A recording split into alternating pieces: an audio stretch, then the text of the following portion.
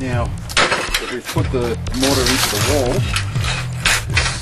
2 hours after I've put the mortar into the wall. Sometimes it'll only take 1 hour, depends on the temperature on the day. You can see the pointing is sort of bulging out everywhere. You can see how when I touch it, it starts to crumble a little bit. It's just starting to get crumbly, which is exactly how I want it for the stonework. Now you won't do as neat a joint with this as you will with bricks, but because you have wide points and narrow points, and you'll find that some parts are a lot drier than others, there won't be a consistent moisture content all the way through the wall because there's some wide joints and there's some narrower joints. So usually the narrower joints will dry out quicker. Now what you need for this job is called a plasterer's tool. You can get that at any hardware store.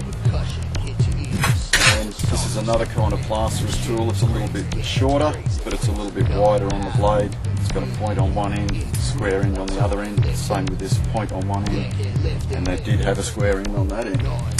The other tool you'll need for this job is a brickies brush.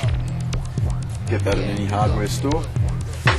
And the idea is to tool down the joint and get the excess rough mortar off, and slightly compress the mortar, and then we give it a brush just to even it all out and clean the dust off it.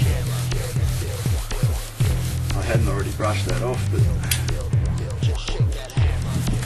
don't be afraid to use your gloves to smooth out a little bit if it needs smoothing out. Now the idea is to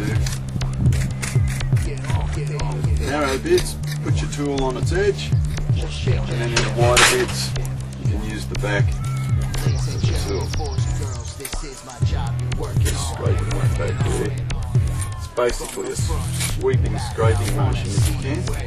As I said, with this kind of stonework, you get some parts of the joints are a lot narrower than others, so you just use the smaller end of the smaller tool. If you can't get either tool in, just tip it on edge a little bit, and just scrape it out like that, just so that you get that glossy, shiny surface off the mortar.